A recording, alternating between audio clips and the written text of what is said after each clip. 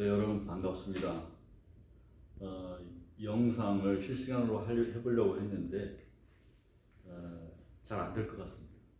그래서 더 연구가 필요하고 다음 주에 할 수 있으면 그렇게 해보겠습니다. 오늘 설교 부분 보기 전에 먼저 말씀을 읽겠습니다. 고린도후서 1장 8절에서 11절입니다. 형제들아, 우리가 아시아에서 당한 환난을 너희가 모르기를 원하지 아니하노니 힘에 겹도록 심한 고난을 당하여 살 소망까지 끊어지고 우리는 우리 자신이 사형 선고를 받은 줄 알았으니 이는 우리로 자기를 의지하지 말고 오직 죽은 자를 다시 살리시는 하나님만 의지하게 하심이라. 그가 이같이 큰 사망에서 우리를 건지셨고 또 건지실 것이며 이후에도 건지시기를 그에게 바라노라. 너희도 우리를 위하여 간구함으로 도우라. 이는 우리가 많은 사람의 기도로 얻은 은사로 말미암아 많은 사람이 우리를 위하여 감사하게 하려 함이라. 아멘. 또 한 본문입니다. 로마서 10장 10절.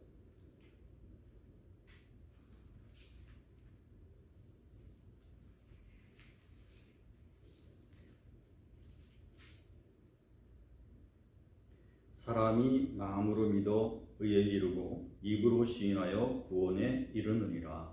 아멘. 오늘 말씀 제목은 큰 죽음, 작은 죽음입니다. 바울은 사형 선고를 받은 것처럼 심각한 위기의 순간을 당해서 오히려 긍정적인 마음가짐으로 오직 하나님께만 의지하려 하심이라. 이것이 하나님의 뜻이다. 이렇게 보고 있습니다. 그리고 오늘 말씀 속에서 큰 사망에서 건지셨다. 그것에 대해서 감사한다. 그렇게 말씀을 전하고 있습니다. 그런데 의문이 생기죠. 사망이면 사망이지 무슨 큰 사망이냐. 큰 사망은 무엇이고 또 그렇다고 하면 반대급부로 작은 사망은 또 무엇이냐는 말인가. 동양에서 life and death 라고 하는 것은 묶어가지고 큰 사망을 번역하는 것입니다. 큰 사망은 생사 문제라고 하는 것이죠. 그것은 죽음의 문제가 똑같지만 어떤 사람에게 있어서는 이미 예비되어져 있는 편안한 마음가짐으로 맞게 되는 것일 수도 있다. 그래서 그 순간에서 그 사람의 죽음은 보다 큰 순간이 아니고 약간 줄어든 작은 순간, 작은 사망이 되고 큰 죽음은 받아들이기를 결단할 때의 그 고통스러운 순간일 수 있다는 것이죠. 그래서 결단하기가 어려웠으면 어려웠지 이미 죽기로 결단했으면 그 이후는 쉬울 것이다. 이렇게 생각이 되는 것입니다. 그것이 이제 1차적인 우리가 이 큰 죽음에 대한 이해입니다. 하지만 추정해 보면 이것은 그냥 결단의 문제는 아닐 겁니다. 여기서 큰 사망이라는 것은 전문적인 용어로 보아야 됩니다.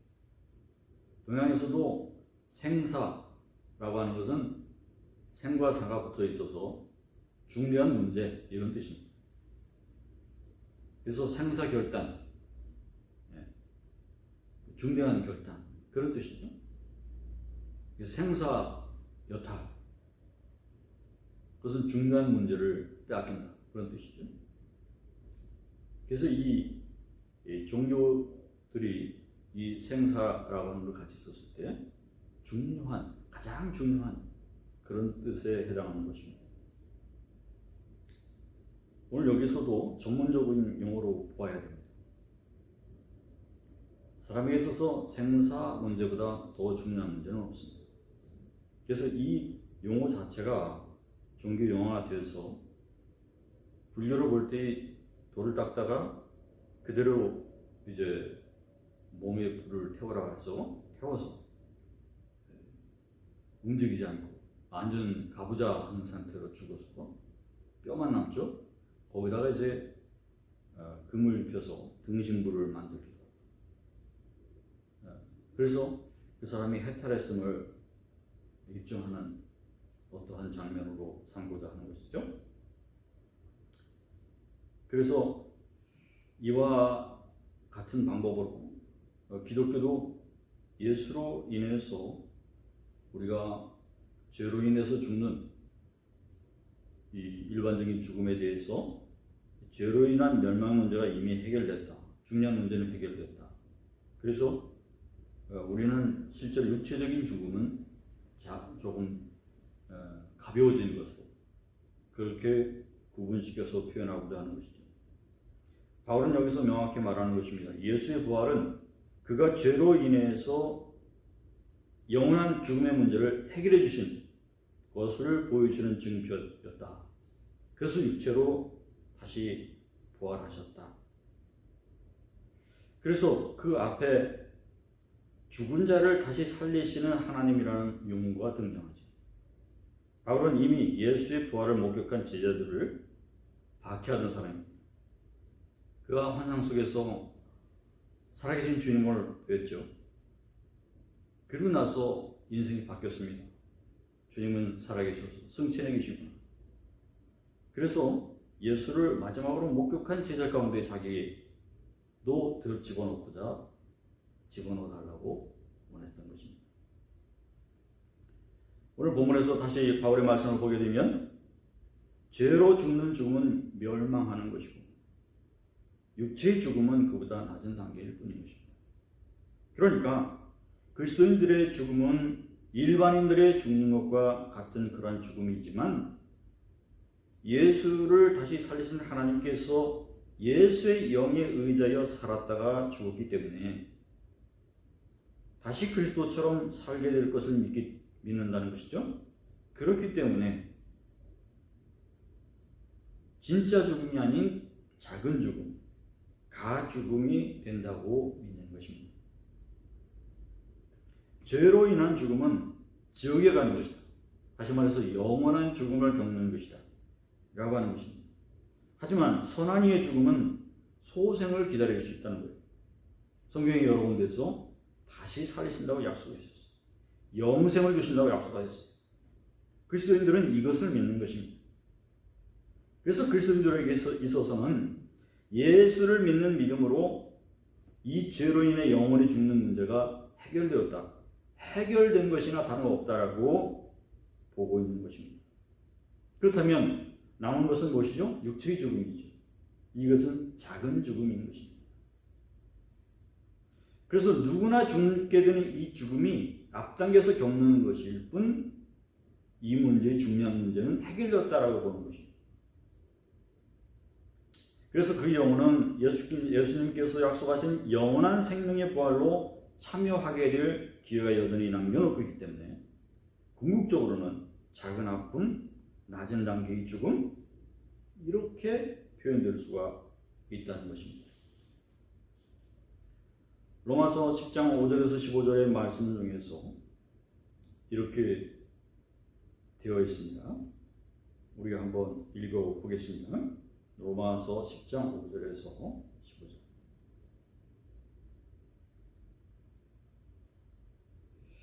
모세가 기록하되 율법으로 말미암는 의를 행하는 사람은 그 의로 살리라 하였거니와 믿음으로 말미암는 의는 이와 같이 말하되 내 마음에 누가 하늘로 올라가겠느냐 하지 말라 하니 올라가겠느냐 하는 그리스도를 모셔 내리는 것이요 혹은 누가 무저갱에서 내려가겠느냐 하지 말라 하니 내려가겠느냐 하면 그리스도를 죽은 자 가운데서 모셔 올리는 것이라.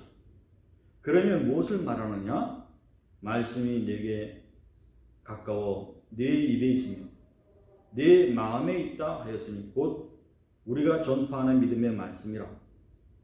내가 만일 내 입으로 예수를 주로 시인하여 또 하나님께서 그를 죽은 자 가운데서 살리신 것을 내 마음으로 믿으면 구원을 받으리라.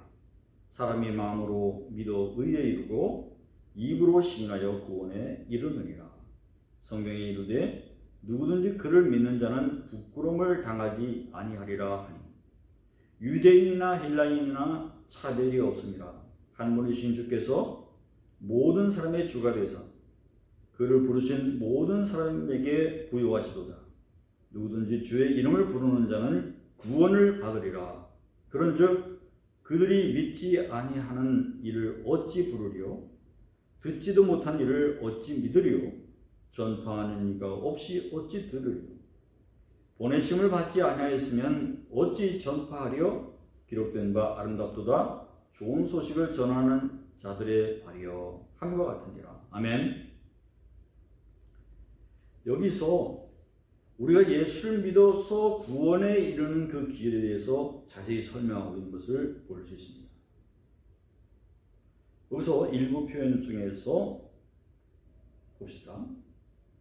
모세가 기록하되 율법으로 말미암는 의를 행하는 사람은 그 의로 살리라 하였거니와 믿음으로 말미암는 의는 이같이 말하되 내 마음에 누가 하늘로 올라가겠느냐 하지 말라 하니 올라가겠느냐 하면 그리스도를 모셔 내리는 것이요. 또 누가 무적행으로 내려가겠느냐 하지 말라 하니 내려가겠느냐 하면 그리스도를 죽은 자 가운데서 다시 모셔 올리는 것이라.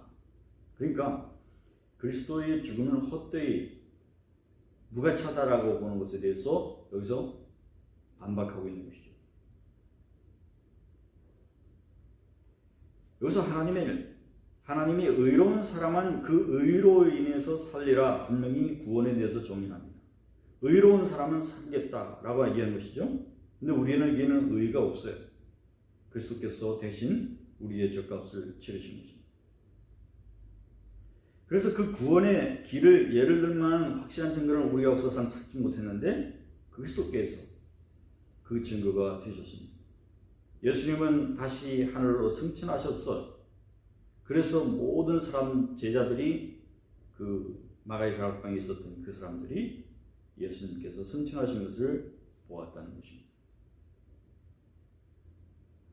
또 구원의 대상인 나라고 하는 존재도 포함될 수 있는지에 대해서 의심하는 사람도 있을 것입니다. 하지만 보십시오. 오순절 예수께서 주심하고 당부하였던 그 성령을 받고서 확실한 부활 증거자가 돼서 그들이 순교하기까지 복음을 증거하다가 갔습니다. 180도 변화된 삶을 살았던 것이죠. 예수께서 십자가의 고난과 죽으심을 겪으시면서 우리가 회개하는 모든 죄와 허물을 용서하셨습니다. 이에 대한 확증을 받았기 때문입니다. 우리로서 우리의 죄를 다 가져가신 것입니다. 따라서 후대의 모든 인류는 회개와 믿음만 가지고 예수의 구원의 대상이 될 수 있음을 확실히 보여주는 것을 다 이렇게 말씀하고 있는 것입니다.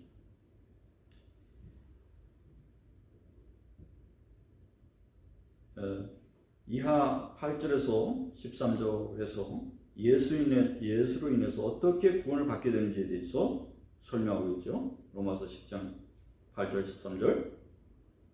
그러면 무엇을 말하느냐? 말씀이 내게 가까워 내 입으로 내 마음에 있다 하였으니 곧 우리가 전파하는 믿음의 말씀이라 내가 만일 입으로 예수를 주로 시인하여 또 하나님께서 그를 죽은 자 가운데서 살리신 것을 내 마음으로 믿으면 구원을 받으리라. 사람이 마음으로 믿어 의에 이르고 입으로 시인하여 구원에 이르느니라. 성경에 이르되 누구든지 그를 믿는 자는 부끄러움을 당하지 아니하리라 하니 유대인이나 헬라인이나 차별이 없습니다. 한 분이신 주께서 모든 사람의 주가 되사 그를 부르신 모든 사람에게 부여하시도다. 누구든지 주의 이름을 부르는 자는 구원을 받으리라. 할렐루야. 아멘. 마태복음의 27장 38절 이하에 보게 되면 강도 둘이 예수를 부르는 장면, 예수님을 부르는 장면이 나와요. 근데 그들만이 아니라 주변에 있는 병사나 군중들도 다 예수를 불러요. 성전을 헐고 사흘에 짓는 자여. 여기서 예수님이 성전을 헐고 사흘에 짓는 능력을 설명한 것일까요? 조롱하기 위한 것이었습니다. 또 호칭만 생각하자면 예수님 십자가의 죄명이 뭐냐면 하나님의 아들이라는 거죠. 그들이 서슴없이 얘기하면서 저 하나님 아들아 이렇게 부른단 말이죠.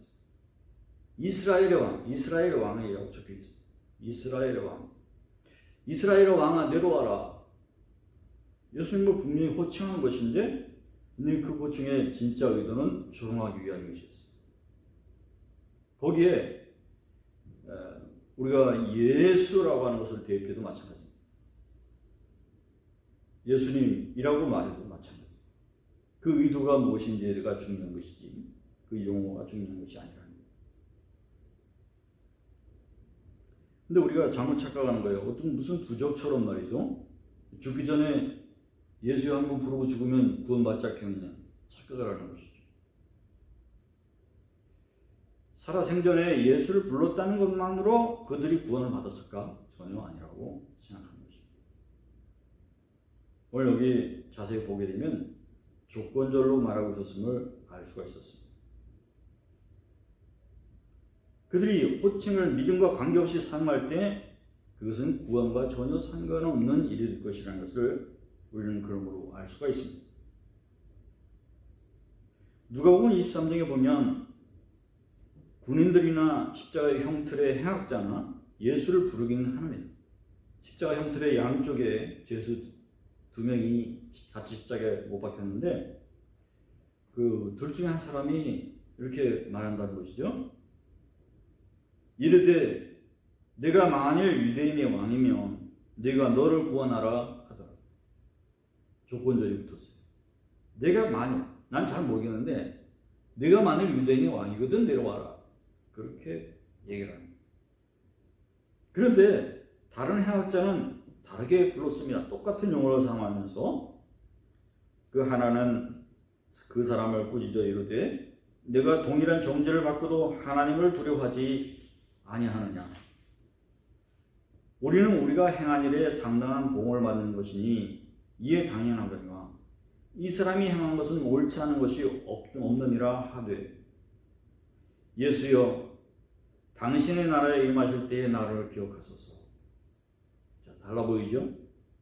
예수께서 이르시되 내가 진실로 내게 이르노니 오늘 네가 나와 함께 낙원에 있으리라. 할렐루야. 39절 43절 그렇게 말했습니다. 많이 달랐습니다. 똑같이 예수를 불렀는데 그러나 그 두 사람에 대한 예수님의 반응은 많이 달랐습니다. 그는 예수여 거기에 믿음이 표출되어 있음을 우리가 확인할 수 있습니다. 그리고 내용상 그의 과거의 배환과 뉘우침과 후회와 그리고 자비를 구하는 그 간절함이 녹아있는 것을 알 수가 있었습니다. 이 예수께서 아주 다른 대답을 해주실 수 있었던 것입니다. 내가 오늘 나와 함께 낙원에 있으리라. 아멘. 우리도 그렇게 믿음으로 주님을 부르게 되면 구원을 얻게 된다고 말씀해 주시는 것 같습니다. 내가 땅에서 들리면 그 사람을 내게로 이끌겠노라 하시니 이렇게 말씀하시면 자기가 어떠한 죽음으로 죽을 것임을 보이시니로라. 아멘. 요한복음 12장 32절 33절에 말씀하였습니다.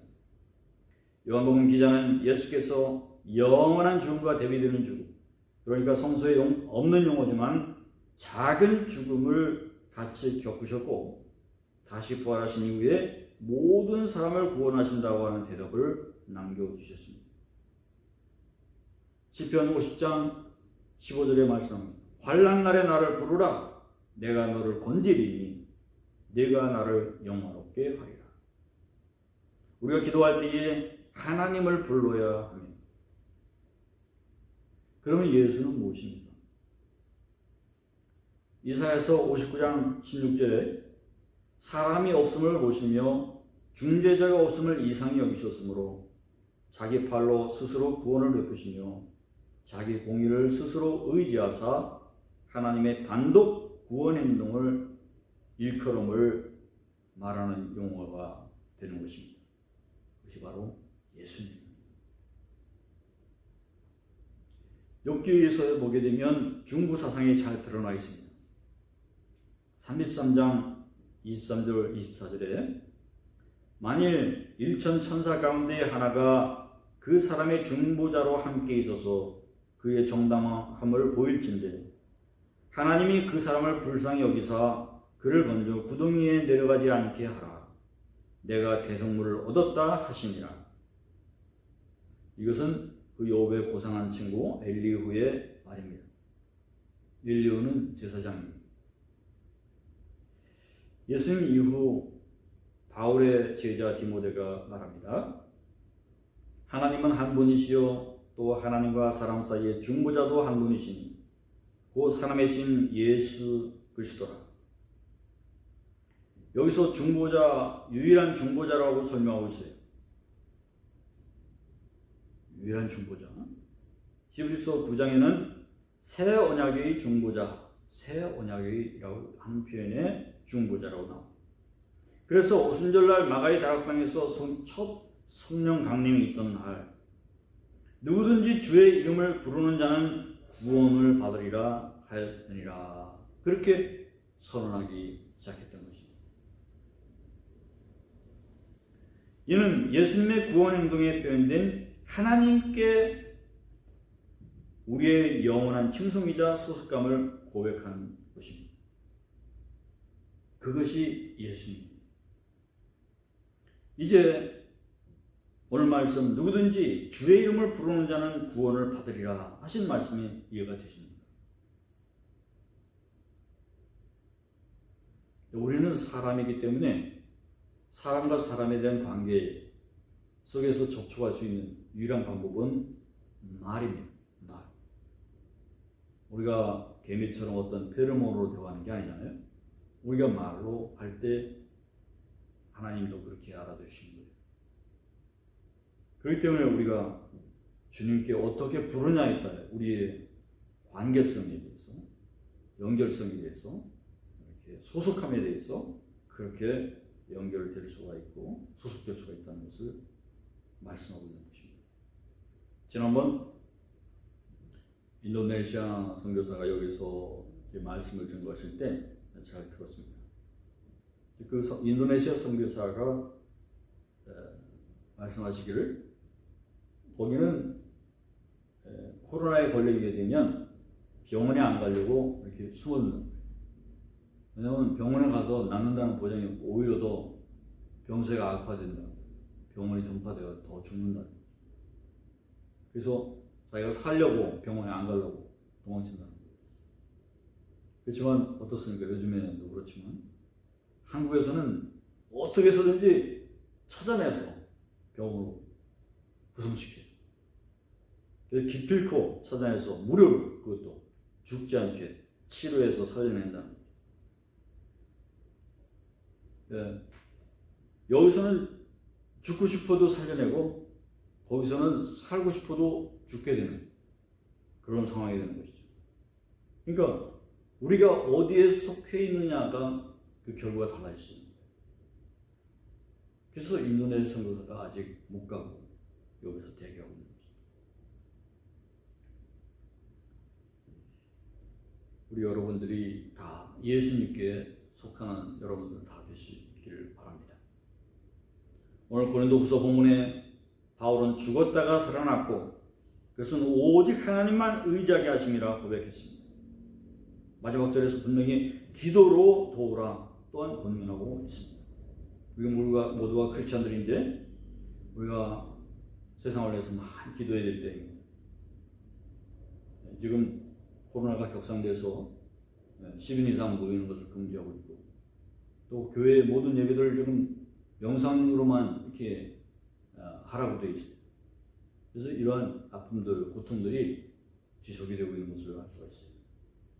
많은 사람들이 지금 갈급한 심령이 되고 있어요. 그래서 우리가 함께 기도로서 권면하고 돕고 중보할 수 있기를 바랍니다. 우리가 서로 도울 수 있다는 것을 분명히 말씀하고 있어요. 기도로 도우라. 이미 받은 기도로 우리가 활용해야 되지 않겠습니까? 그 기도의 권한을 잘 활용해서 여러분들을 바라보는 기도의 대상자들이 그 기도로 도움을 받을 수 있도록 그리고 그들로 인해서 감사할 수 있도록 하는 것이 하나님께 영광을 돌리는 여러분들의 방법이 되는 것입니다. 여러분들 지금 코로나 상황에서 부대에서 며칠도 못하고 또 휴가도 못 가고 이렇게 어려운 상황 속에서 있지만 사회에서도 모두가 겪는 일입니다.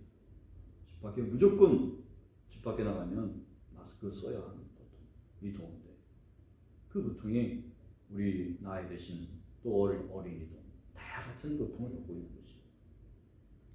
그 같은 상황 속에서 여러분들 또 여러분들의 부모님을 위해서 주변 사람들을 위해서 또 기도해 줄 수 있고 너희 신앙이 유지될 수 있도록 기도해 줄 수 있기를 바랍니다. 여러분도 예수님을 불러서 기도하시고 하나님을 부르고 예수님의 이름으로 기도를 마치는 것이죠. 그렇게 기도를 함으로 인해서 여러분들이 소속감을 항상 유지하시고 표현할 수 있기를 바랍니다. 하나님께서 여러분들의 영혼을 살리실 것입니다. 하나님께서 여러분의 영혼을 살리실 때 영원히 살리실 겁니다. 그것을 믿고 성경에 있는 말씀에 대해서 주의하여 깊게 기울여 듣는 여러분들 되시기 바랍니다. 기도하십시오. 하나님 아버지, 우리 바울 사도를 통해서 우리가 말씀의 은혜를 얻게 하심을 감사합니다. 또 우리 마가의 다락방에서 있었던 그 50명의 문도가 그렇게 구원을 얻으면서 예수를 주로 시인하여 구원을 얻게 되었다라고 하는 그것을 세상에 증거할 수 있는 그러한 사명을 부여받게 된 것을 기억합니다. 주님께서 우리의 큰 죽음을 해결하였습니다. 우리 작은 죽음 두려워하지 아니하고 믿고 나아갈 수 있게 하시고 또 이 생명 당하는 날까지 주의 복음을 증거하면서 주님께 영광 돌리는 삶을 살 수 있도록 결단하게 인도하여 주시옵소서. 세상에 많은 사람들이 예배를 바로 못 드리고 이 영상으로만 예배를 드리면서 저들이 믿음을 유지해야 되니 얼마나 힘들겠습니까? 우리가 똑같은 상황이 아니겠습니까? 하나님 저들도 위로하여 주시고 저들도 함께해 주시사 저들의 고통도 헤아려 주시고 아버지 하나님 저들도 하나님께 소속감을 잃지 않고 다 구원받는 백성에 이르도록 인도하여 주시옵소서. 우리의 두고온 가정과 형제들 기억하여 주시고 살펴주실 것을 믿사옵고 또 우리도 우리의 삶 속에서 힘을 잃지 않고 이 무더운 여름 힘겹지만 잘 이겨낼 수 있고 지켜낼 수 있도록 인도하여 주시옵소서. 이 모든 말씀 예수님의 이름 받도록 간절히 기도했습니다. 아멘.